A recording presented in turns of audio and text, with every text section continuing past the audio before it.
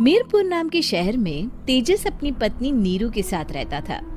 पति पत्नी दोनों ही नौकरी करते थे। एक दिन तेजस गांव अपनी माँ के पास फोन करता है। हेलो, प्रणाम माँ। जीते रहो माँ, तुम दादी बनने वाली हो। अरे वाह, ठीक है बेटा, मैं कल ही आती हूँ। जब माँ जी शहर पहुंची तो बेटे बहू ने बहुत अच्छे से स्वागत किया। लीजिए माँ जी चाय। अरे गर्मा गर्म पकोड़े ले आओ माँ के लिए। नीरू रसोई में गई और 2 मिनट में ही पकोड़े ले आई। जी ये लीजिए। बहू जादू से बनाए हैं क्या? अभी तो रसोई में गई थी। यम्मी। माँ जी, शीला रसोई में पकोड़े तल रही है, मैं बस लेकर आई। हे भगवान, मेरा धर्म भ्रष्ट कर दिया तूने। अब तो गंगा जल से शुद्धिकरण करना होगा। दूसरे दिन, माँ जी मैंने नाश्ता बना दिया है, ऑफिस जा रही हूँ। पर अभी तो घर का सारा काम पड़ा है। शीला आती ही होगी, झाड़ू पोछा बर्तन कपड़े वो सब कर लेगी। हमारे जमाने में घर का सारा काम हम ही करते थे। जी माँ जी, आप बहुत होशियार हैं, मैं घर ऑफिस दोनों नहीं संभाल पाती। तो जरूरत क्या है घर से बाहर जाकर चाकरी करने की? वैसे भी घर का काम खुद करने से घर में बरकत आती है, समझी? पर माँ जी। पर वर कुछ नहीं, इस महीने की पगार मिले फिर ऑफिस बंद है। हाँ। रात को नीरू तेजस से कहती है, सुनिए जी, माँ जी बोल रही थी कि मैं नौकरी छोड़ दूं। वैसे ठीक ही तो है, अभी तुम्हें आराम की जरूरत है। फिर भी आराम कहाँ, शीला को छुड़ाने के लिए बोल रही थी। तो अब 24 घंटे में इतना काम तो कर ही सकती हो। पर जॉब पसंद है मुझे, घर पर मन नहीं लगेगा। अगले दिन जब दोनों ऑफिस के लिए निकल रहे थे, मेरी तो कोई कीमत ही नहीं है इस घर में।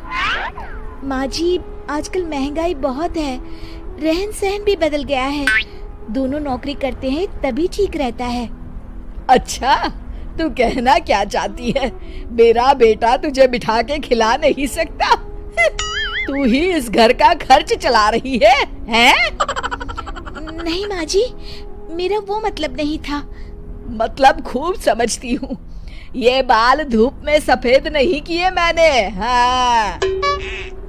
अब तो ये रोज का काम हो गया था। तेजस भी रोज की झिकझिक से परेशान हो गया था। एक दिन उसने कहा, नीरू, वैसे भी तुम्हें मैटरनिटी लीव मिलने वाली है, तो अभी से ही छुट्टी ले लो। पर क्या, मेरी सैलरी अच्छी खासी है। आखिर नीरू ने रिजाइन कर दिया। जब बच्चा हुआ तो घर में सब बहुत खुश हुए। कुछ दिनों बाद तेजस फाइल देख रहा था। क्या हुआ तेजस, कुछ परेशान लग रहे हो?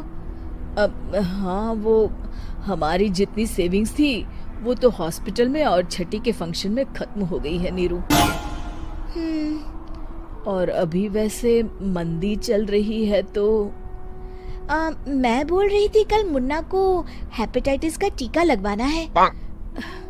नीरू, क्या पोस्टपोन नहीं कर सकते? नहीं जी, बिल्कुल नहीं। अब तेजस को समझ में आ रहा था कि उससे गलती हुई है। पैसों की कमी का असर घर के माहौल पर भी पड़ रहा था। अगले दिन, बेटा मेरा चश्मा और ये दवाइयाँ ले आना, पर्चा देते हुए माँ जी ने कहा। जी। तेजस, मुन्ना के लिए दूध का डिब्बा और डायपर भी ले आना, और ये किराने के सामान की लिस्ट है, इसे भी लाना है।